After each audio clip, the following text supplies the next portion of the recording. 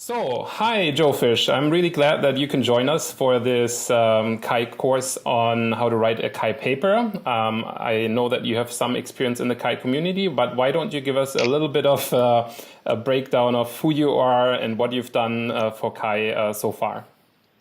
Sure. So I've been coming to Kai since Kai 2003 in Fort Lauderdale. And I've published, I don't know, a good handful of papers at Kai over time and other publications. Last year, I've done various roles. I've chaired different things, and last year I chaired the conference along with Alison Druin, and that was super fun, if a lot of work. I spent a bunch of time looking at how we did things, how we organized stuff, so that we could work on making the process better. Awesome. So I'm assuming then you have definitely some ideas about the process of writing a Kai paper and also getting a Kai paper accepted. So before I go into details, I would like to ask you what you think about writing style. Is there anything that you would like to tell aspiring graduate students or young researchers wanting to publish at Kai that you would say this is a really good writing style thing that I'm using myself that you could use if you wanted to really get into Kai paper writing? What's your secret sauce? Sure. So I think the first thing to recognize is that there are a lot of different kinds of Kai papers. We tried to recognize this year when working with Frank Bentley. He and I redid all of the keywords. And one of the things that I think is really important to recognize is that when you're reading Kai papers, it's useful to understand what sort of Kai paper is it, because that means that when you are trying to write a Kai paper that is the same kind of argument, it doesn't have to be the same kind of topic, it can be a completely different kind of topic, but you can say, this is a paper like that one, right? Mm-hmm. And the places where it goes wrong is where people they get it wrong, right? They clash. So you'll have a paper that is say trying to test a new device, right? That's a legitimate kind of Kai paper. And that's a really good kind of Kai paper, that's fine, right? But if you then try and you say, well, the best Kai paper I have ever read is say an argumentation paper, right? Implications considered harmful, say, right? You can't use implications considered harmful, which is an argumentative essay type paper, to write we tried a new device paper, right? So one of the things I try and do when I'm working with students or people who are new to Kai is to introduce them to this idea of like what you read papers for, right? Sometimes you read a paper because it's got a particularly good method. Sometimes you read a paper because it's got a particularly good overview of the field. And so the related work section is actually that you're basically stealing is a strong term, being inspired by. Sometimes you read a paper because the form of the paper, the rhetorical argument, the ways that they construct their argument is actually the important thing. So I think that's the thing to start off doing, is to look at the work that you want to do and say, okay, how can I use this structure as a way to structure my paper? Okay, perfect. So kind of looking at other papers as a template for your own writing. And you said that there are certain types of Kai papers. Would you say that there's any one type that is particularly successful in your own experience? Is there, because you said there are system papers, there are evaluative papers. Would you say, just kind of looking sort of from the other side of Kai, that there is a bias in the committees, maybe that there are certain things that are more preferred than others? So I have my own impressions, and I did a bunch of statistical work to try and answer this question. The committees are the same. It turns out that all the committees have basically the same acceptance rates. Mm-hmm. One of the things I think is very difficult for Kai that makes us different from other communities is that we're much more intellectually eclectic, right? Like if you're a databases guy, pretty much you're making a better database, or compiler guy, right? And there's also very good work that's out there where you can come at work with a single epistemological approach, right? And epistemology is a way of knowing what knowledge. It's a way of making knowledge, right? Mm-hmm. And so particular kinds of, if you're in a particular subfield of biological sciences, you've probably read the same papers that everyone else has read in the field, and that you have this shared set of epistemological assumptions about what creates good knowledge.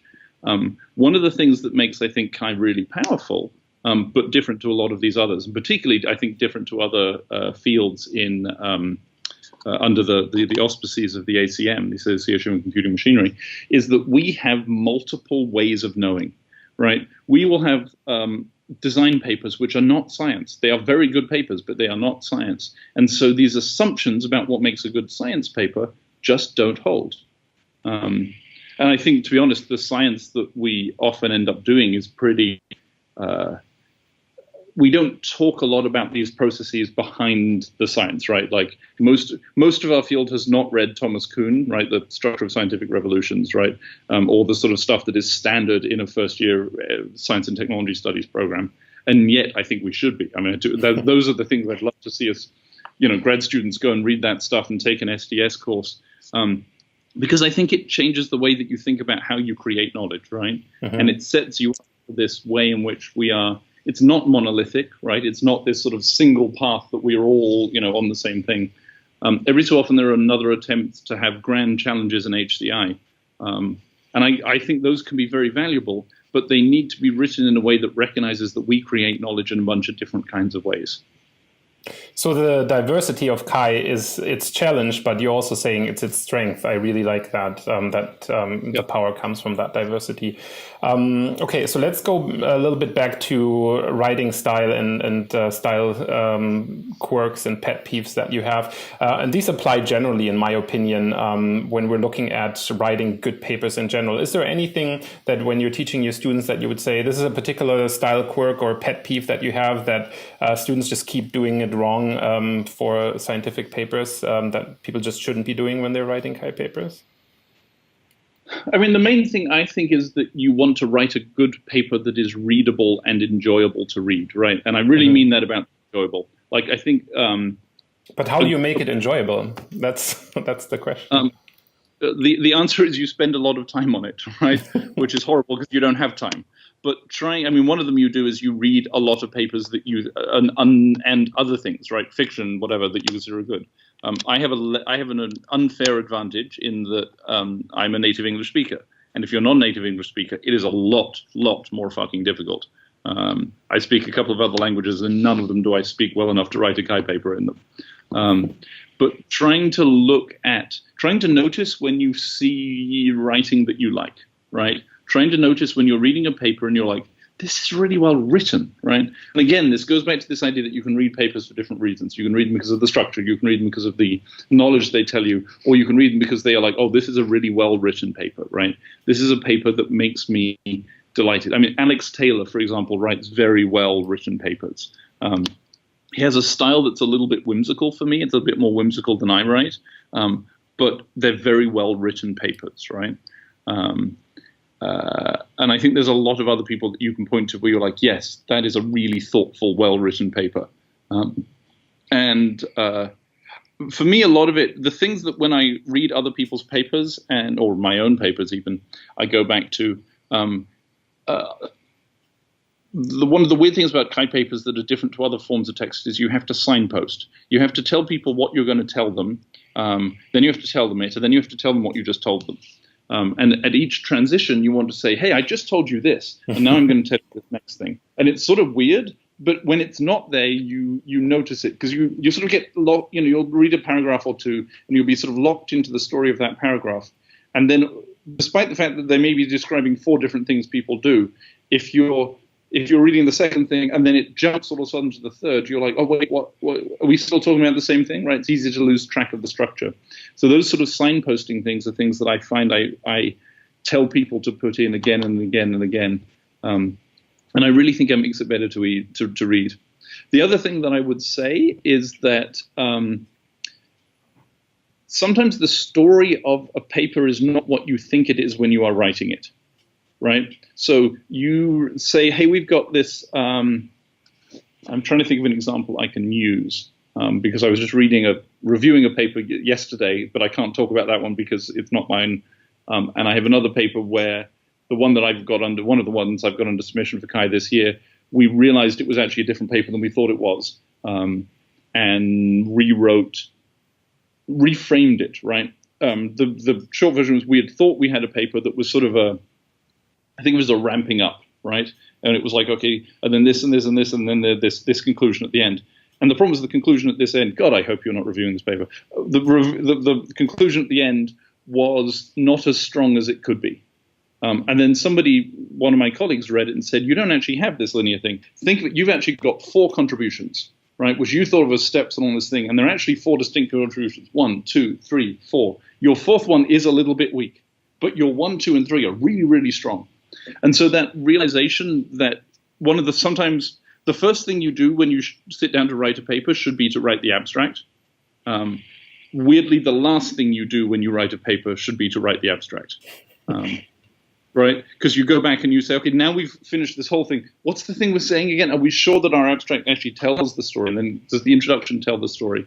And I would do the same with the title. I mean, I suppose I would revise that statement. The first thing you do when you sit down to write a paper is to write the title. And the last thing you do is to write the title as well, right?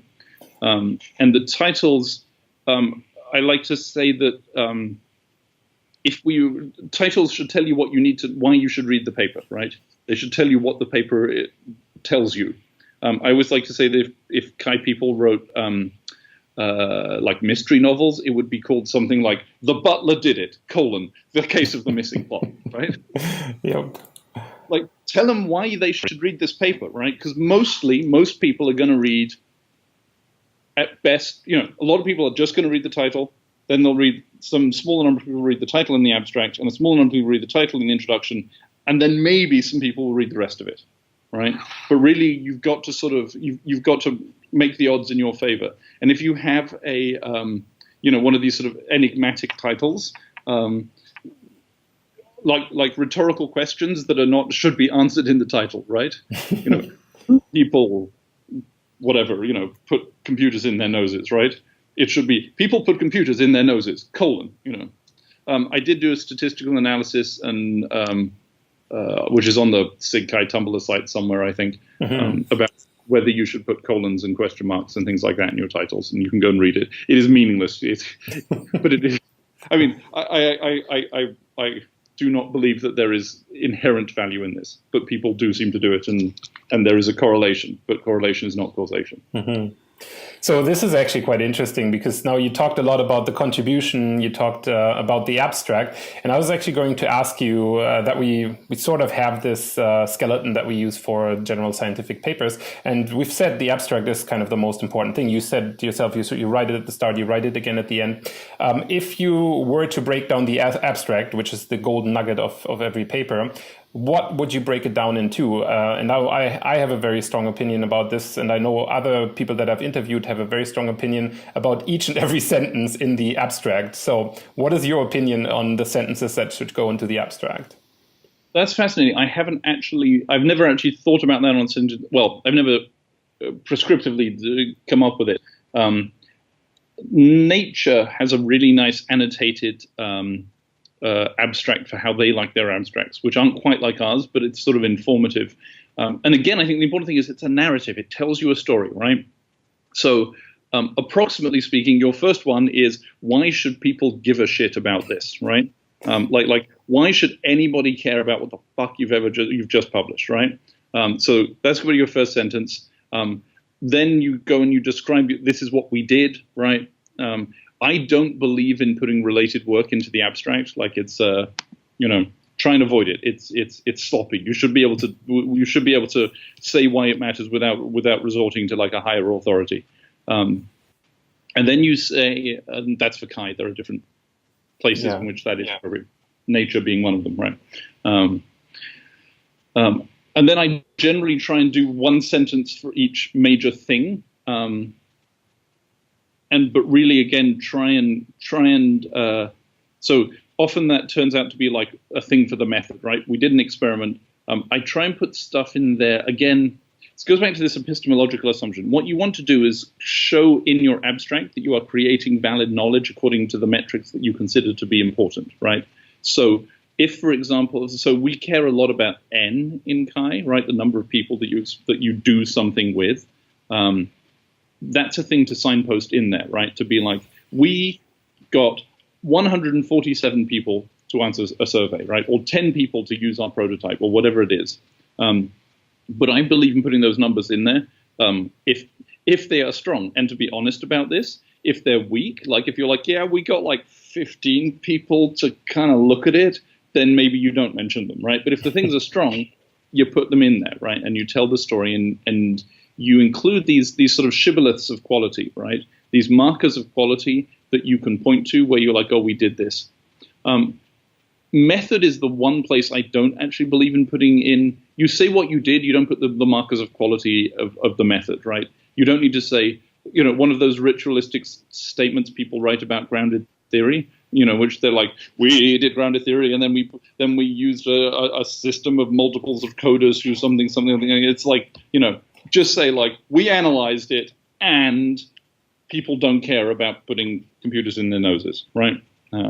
However, and again, I'm a believer in putting takeaways in the paper, right? You want to put it in some place where, in the abstract, where people will say, oh, this is actually useful, right? So one paper I did recently, for example, we did an analysis of text messaging. And one of the things we found in this text messaging was that text messaging is actually different to normal written English text. And it's so different that the order of the frequency of letters is different. So in both text messaging and in normal English, the letter E is the one you use most frequently. But in normal English text, the letter T is the second most frequent, whereas in text messaging, it's an O. And it turns out the reason for that is that in text messaging, you use the word to, like let's go to the park, and the word you, like you go to the park. And so that was such a cool conclusion that we actually put that, there's a sentence in the abstract which says, hey, boom, that's that thing. Nice. Okay, so a bit of foreshadowing. But then at the end, did you say at the end you should always have the contribution and the takeaway at the end of the abstract? Is that an important thing for you? I like to put that in. And again, that is one of those things where there are sort of religious differences in this, right? Some people believe, I think of it as being sort of the elementary school book report, and if you want to know what happens next, read the paper. And the answer is no, don't fucking do that. And I will, I'll fight people who say that in public. Let's be realistic here, right? Most people don't read most papers because we can't, right? Like there are 500 papers that were at Kaye this year. You can't read 500 papers. And particularly, you go into a new domain, that question of like, okay, I need to know, because I mean, definitely my career has been one of serial expertise, right? I'll spend a year working on this, 2 years working on that. And I think I've been pretty successful at doing that, but it requires a certain freedom in you. You need to be able to go in and absorb a field reasonably quickly. And goddamn, I'm going to be reading the abstracts and not the full papers, right? And then you figure out which ones are important. You're like, oh, I'm going to read these 5 good papers or these 10 good papers. But you read 50 abstracts to get to that stage. True. Yeah, it does help a lot. So if you've talked about this already a little bit, that our papers usually have those structural units. And you said, we have the abstract, we have the introduction, related work, main methods, results, discussion, limitations, future work, all that stuff. Is there any section in particular that you would say Kaye puts a specific emphasis on, or that reviewers really emphasize when they criticize a paper? Yeah, that's a good question. I think we give we put a little too much emphasis on related work because it is the unfortunate nature of the world that often people end up doing shit, right? And then afterwards you're like, oh, I didn't know that other people had done this. So then you write one of these bullshit related work pieces in which you say, we were also inspired by, A, B, C, and D. And you're like, but we didn't read them before we did the work, right? So I do feel, one of the things that a lot of other fields do is they actually put the related work towards the end. I think I've seen fields where they put it between, maybe after the discussion, somewhere around there, definitely after methods, right? Mm-hmm. You definitely after methods and results. And then you're like, oh, and this is the stuff that other people have done before. I don't feel strongly that we should do this one way or the other, but I do feel that as a field we do fetishize related work. And like everyone else, I try and, if I'm starting a new project, you go and read the stuff that you can find, but you will invariably miss stuff, right? And I kind of feel like the related work has become a bit of, it's not necessarily the way in which we really, I think, the related work has become a way to show that you have done all the right things for the field.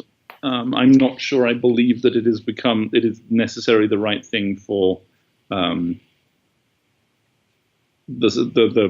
quality of the research, right? Mm-hmm.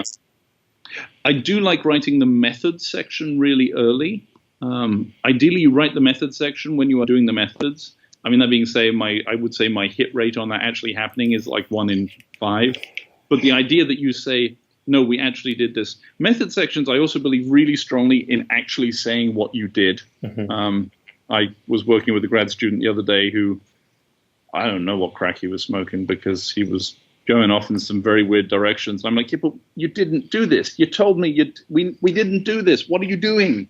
It's like, but it looks better that way. You're like, no. And there's a delicate balance there, right? Between how much you say, what do you leave out, right? There is no need. This may be very uncomfortable as a graduate student, but you don't necessarily need to tell the whole truth. You need to tell the truth, but not necessarily the whole truth, right? And in particular, what you don't need to do is tell the story of, you need to you need to say the conclusion you have come to. You do not need to say how you got to that conclusion, right? Because if you're like, oh, we're trying to build nasal computers, and you're like, well, we started by trying to put computers in people's ears, and that didn't work. And I put them in their mouths, and I couldn't speak very well. And then we put them in their noses, and then it was great, right? You don't need to tell the story of the project. You need to tell the takeaway, which is, oh, nasal computers don't work, right? Mm-hmm. I don't know if I'm stuck on this nasal computer idea. I don't know either. I have a feeling like your Kaye paper is all about the nasal computing or something like that.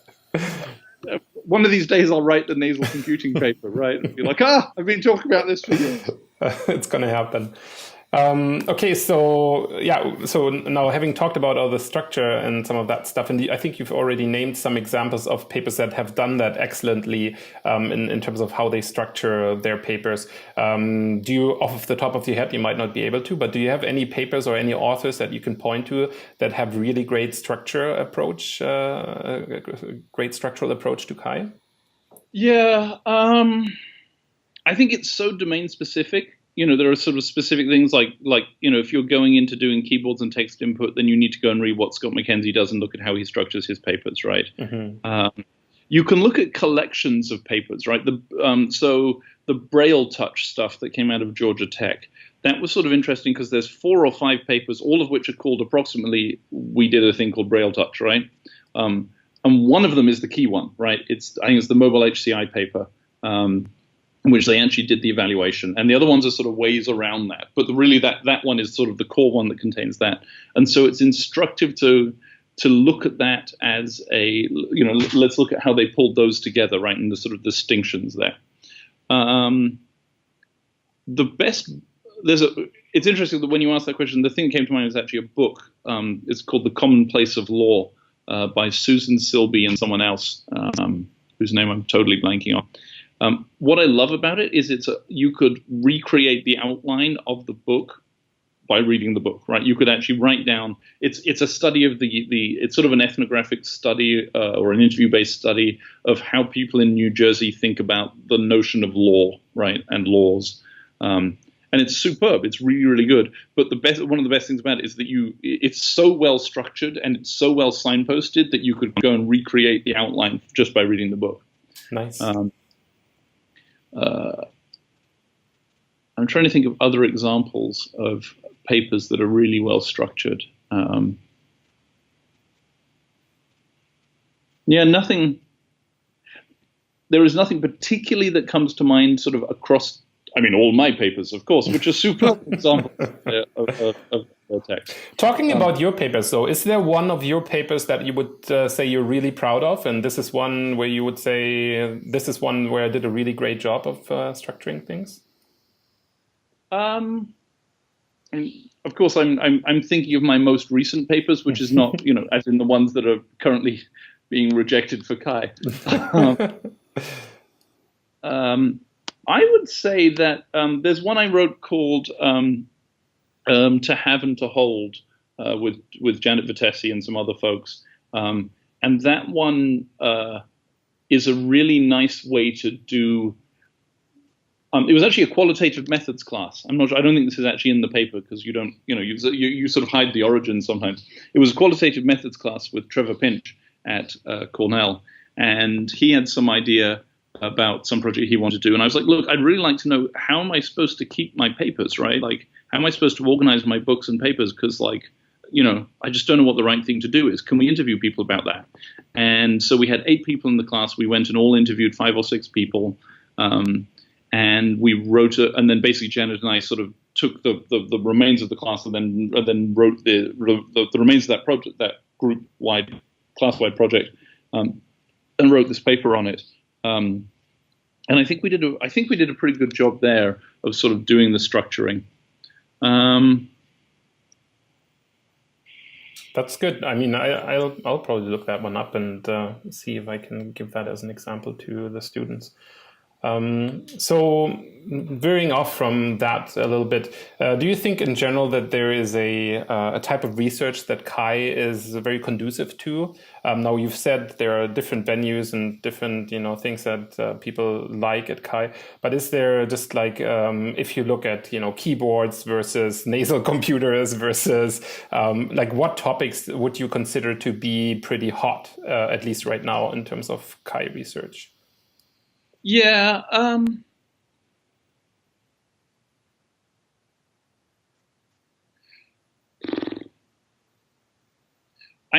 glad that one of the things I think we're seeing more and more.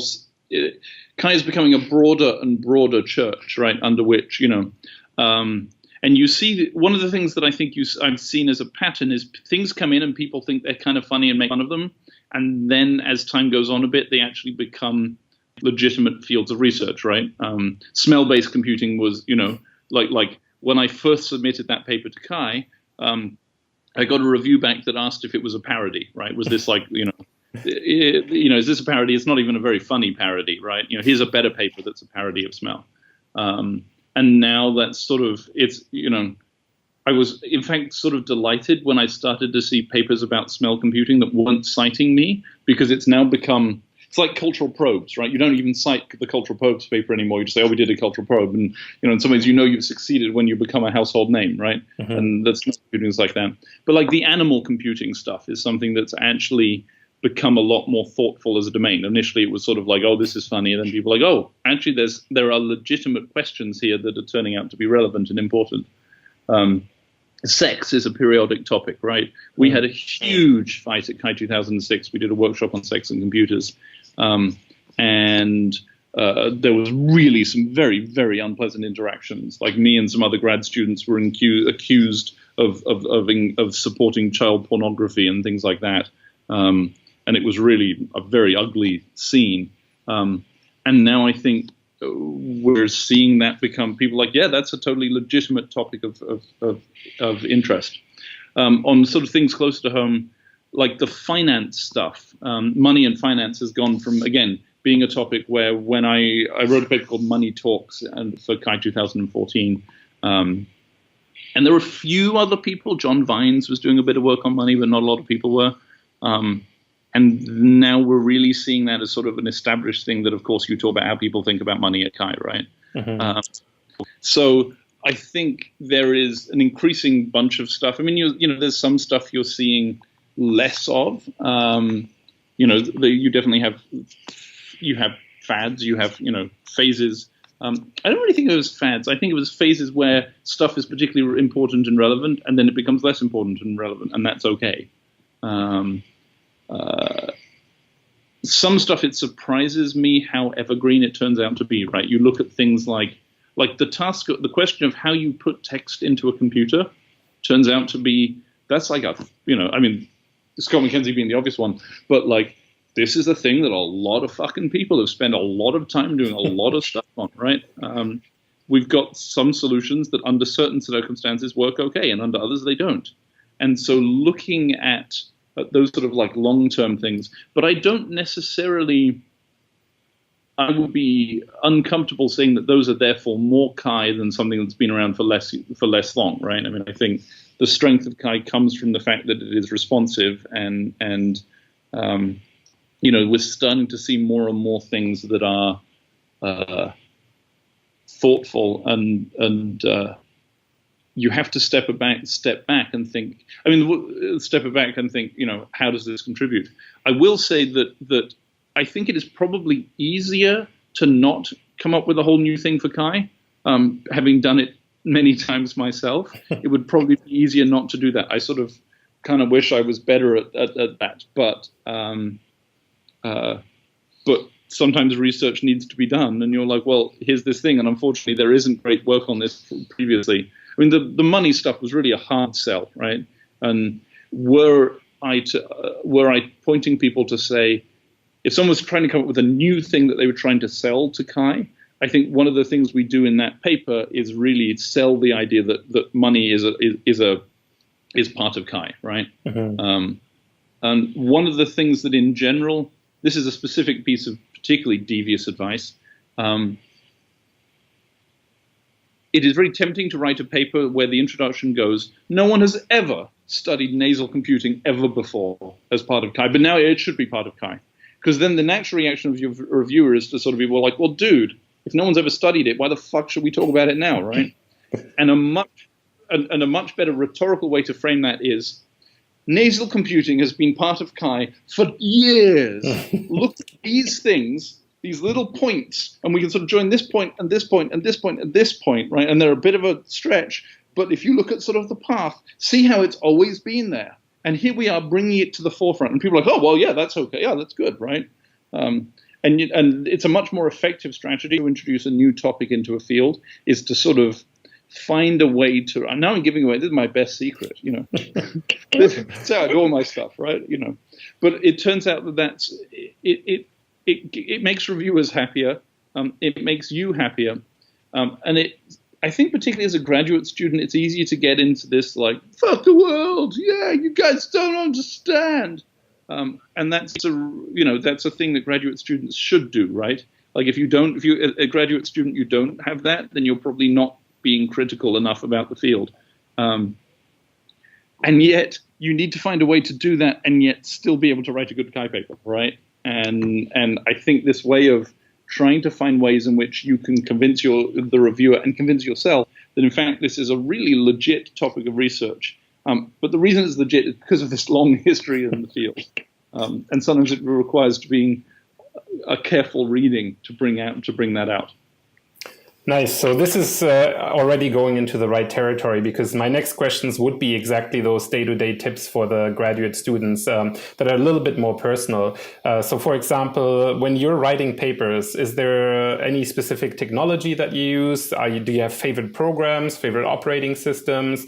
Do you use little helper programs, a thesaurus or a dictionary? Or what do you use when you're writing papers? Do you have any secret tools, or do you just use a regular setup? And what would that regular setup look like for you? So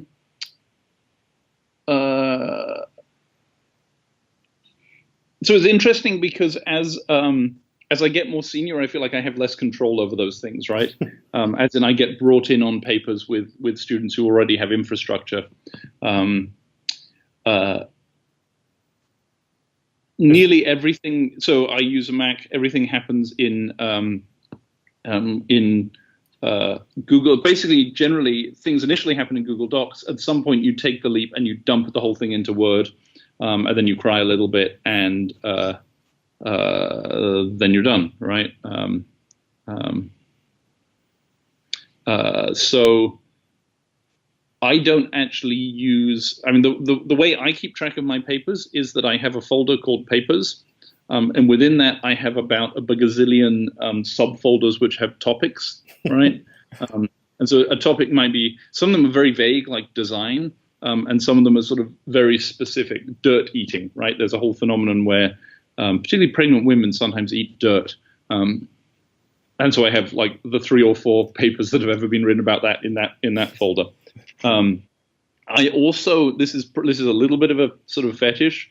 I have another folder in which I keep the proceedings for conferences that I've been to.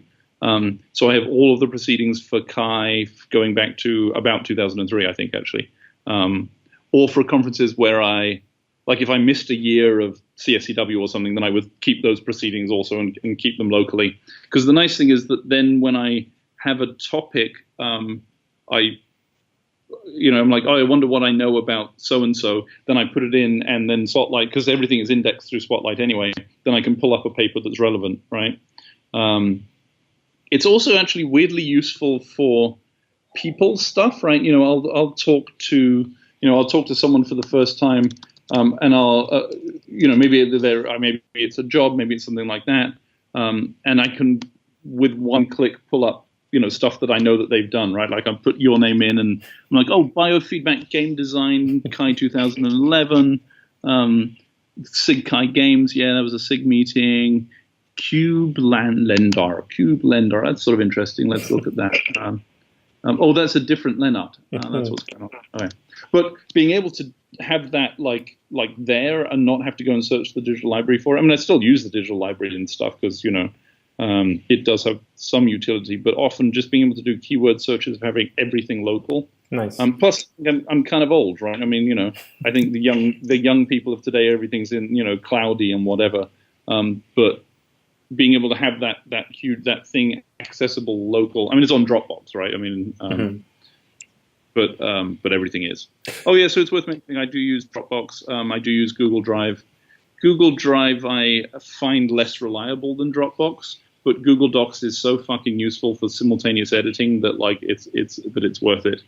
I have used various systems. We used a really nice thing from a guy at the University of Calgary, saturation app for coding text. So you have text and then you go in and you sort of tag particular words with codes. Doing that collaboratively, it does a really, really good job. No one seems to have heard of it. Like it's not got anywhere near the level of it's less popular than a lot of the other options. It's approximately free. I mean, I think you do one project for free, and if you want another one, then it's like $5 or something. And it's actually really good, and I wish more people had heard of it. And then that's saturateapp.com, and that I would highly recommend. That's like a nice secret weapon. So particularly for distributed teams trying to do qualitative analysis.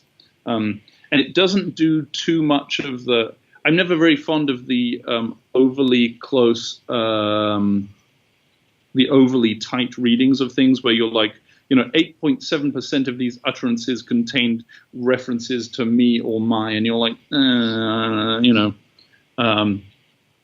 to me that assumes a base case of how language works, which I don't necessarily consider to be valid, particularly in a world in which lots of people are speaking English as a second language or whatever language you're analyzing as a second language. And I dislike that feel. And so Saturate App doesn't do a great deal of that. It'll let you do it if you really want to, but it's not built with that in mind. Do you use a reference manager at all? No. Mainly there's a couple of reasons. One is that usually if I'm working with a grad student, they have their own system, and like rather than fight it, I'll let them do it.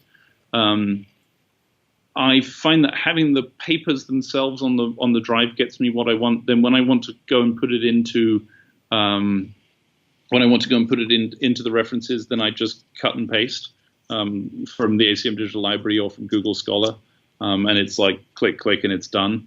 So I don't actually find it. I don't think I'd lose that much. I do use them, right? When like if you're doing a LaTeX paper, then you need to be able to do. Then you need to have that because everything's in BibTeX. But I don't care that much about it, right? Like it's one of those things that you can put a lot of time and energy in, but none of them are particularly well suited for collaborative use. And the combination of collaboration and integration I used Zotero religiously for a while. When I was doing my dissertation, I did it in Zotero.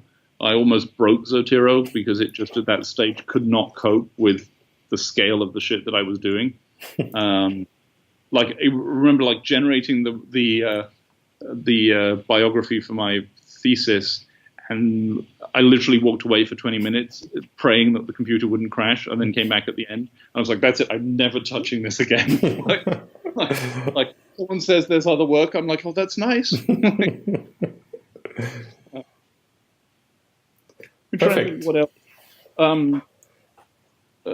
Yeah, shared Google Drives I really believe in, right? Like keep all the stuff in one place. Meaningful file names, another way I show I'm old, right? Like, but for fuck's sake, I was just dealing with some students who didn't do this, and they've sort of got stuff in there, and it's called something like, ref1.doc, and I'm like, no, never do that, right? Like put stupidly long file names if you want, but make it so that you know what's there. Be really consistent about naming users, right? I'm actually a big believer in giving fake names that are algorithmically generated to match gender and generally ethnicity. So let's say that I was interviewing you for something, right? Then I might give you a name that begins with M that seems sort of vaguely appropriate, right?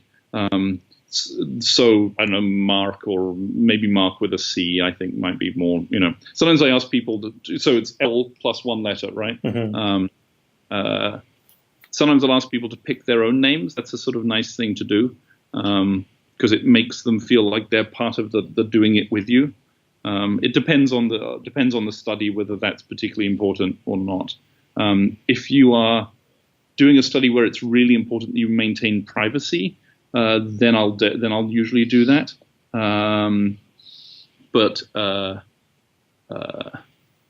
Yeah. Cool.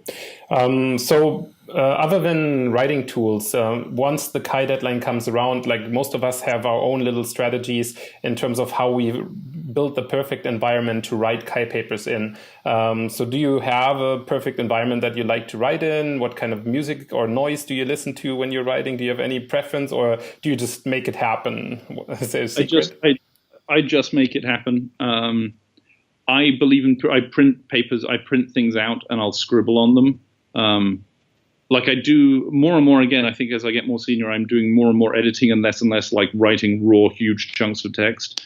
And sometimes I'll be, circular thing, I'll be like, okay, take this, rewrite this whole paragraph because it sucks. But generally anything that's I'll generally do a lot of printing stuff out, circling stuff, rewriting sentences on that, and then come and enter it in.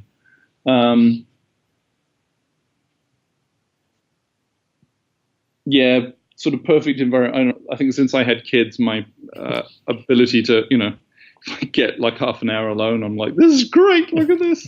Nobody's climbing on me.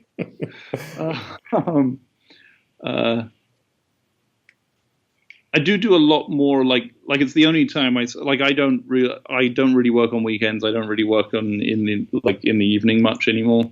But for Kai deadline, I put the kids down and it's like, okay, now it's back to work. Warning my wife in advance of that has turned out to be a useful strategy that I would recommend people do. Like, be like, this is what, the next week's going to be a bit of a bitch, just a reminder. I'd like to believe it's become less obsessive. I feel like I went through a stage when, this was, it just totally takes over your life. Partly again, because I'm doing less of the raw writing, right, and more of the sort of thinking and structuring and whatever. So it's a bit less desperate than it used to be.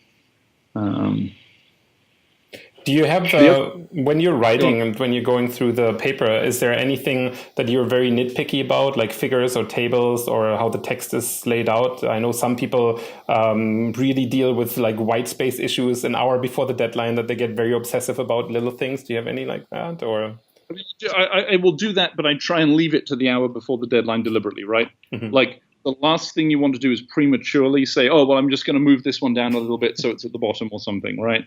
Like the longer you can leave that, the happier you will be. So I'm a big believer in leaving that for as late as possible.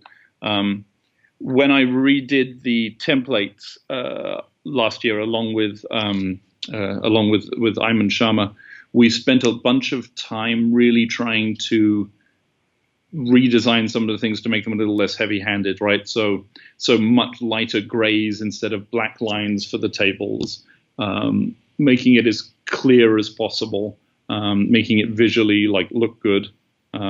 There's some things we didn't quite get right, partly because there's differences between there's things you can do in LaTeX and things you can do in Word, and they don't fully intersect. So captions underneath tables in the LaTeX template, if they're short, they're centered, as they should be.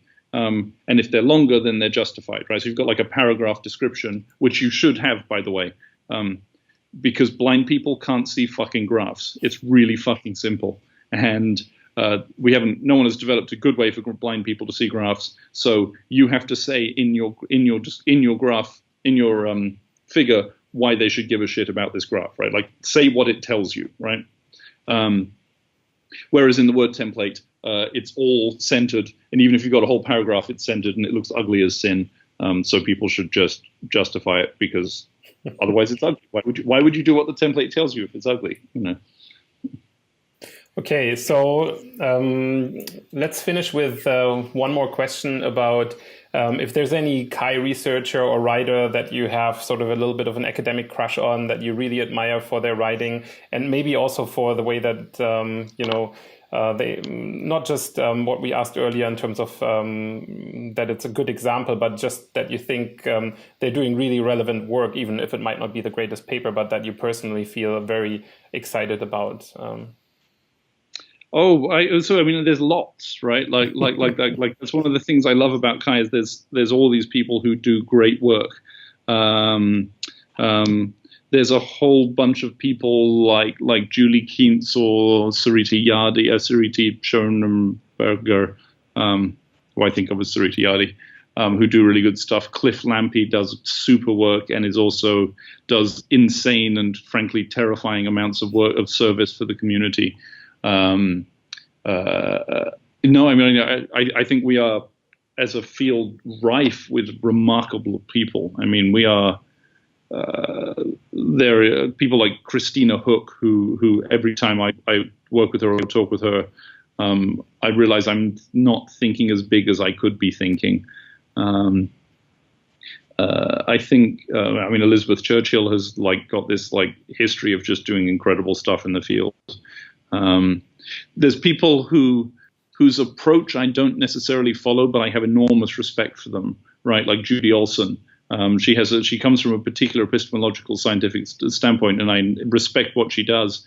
And I think she is such a wonderful person. I don't necessarily she has a very sort of hypothesis-driven approach, which totally doesn't match ways that I'm comfortable with. But boy, it's great, right? People like James Landay, who are doing really great systems work. One of these days I'm going to get him to do an ethnography so we can actually appreciate that actually they might be hard work as well.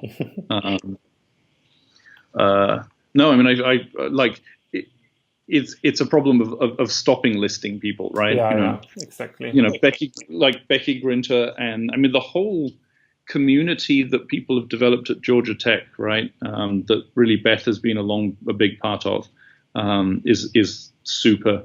I love the fact that we're sort of seeing these emerging groups of people. Like when I went to Kaye in 2003, Cornell was sort of didn't exist in the HCI world. And it was just that I was there and I kept meeting all these Cornell people who were sort of there, like Jeff Hancock and Phoebe Sengers and Kirsten Boehner. And I was like, these people are so cool. And I keep seeing them again and again and again. And that's pretty much why I went and did my PhD there. And now Cornell is one of the heavy hitters, and that's great to see. UW has done amazing stuff, and even if I'm always confused about what bit of UW any one particular person is associated with. I think I haven't. My problem is entirely making a short enough list, not a long enough list. The one thing I would say is we need to get better at recognizing this as a field in a way that makes us more powerful, right? Mm-hmm. So, for example, we need to get better at doing things like giving awards, right? The Kaye Academy right now, I don't think anybody in the Kaye Academy is under 45, right? And maybe 50. Let's say 45 so I don't offend anybody. We need to be, and there is a whole bunch of really superb people who are part of our field, and we need to be upping. You look at the number of people going in, and it's been going up like this, but the number of people entering our field is going up like this, right? We need to be getting more serious about getting more people in the Kaye Academy, more people in the awards. One of the things I was really pleased to see is the number of Kaye associated people that are part of the ACM now, right? Like Vicky is now running stuff, and she's one of ours, right? And Elizabeth doing stuff there as well, and a couple of other people. And we're seeing that. I mean, I think one of the things that's happened is that Kaye has a very good gender diversity. Like I know our Kaye conference was 50% women on the committee, and probably a bit more. There's places we need to do better, right? The fact that there are subcommittees for Kaye where there are no women on them, I mean, like, grow the fuck up, right? That's just not acceptable. But I think as a field, we're doing much better, and I think we are leading computer science in that. And I've published a paper in CACM, which we actually showed that. We have more women authors than basically anywhere else except for Grace Hopper, which is a different kind of conference, right? So I think we're doing really good stuff, and as a field, there's a lot to love about it. Nice. Okay, that's, I think, a really good closing to the interview. Thank you again very much for taking the time to talk to me about what makes a great Kaye paper. And I hope we get to chat again at some future Kaye conference.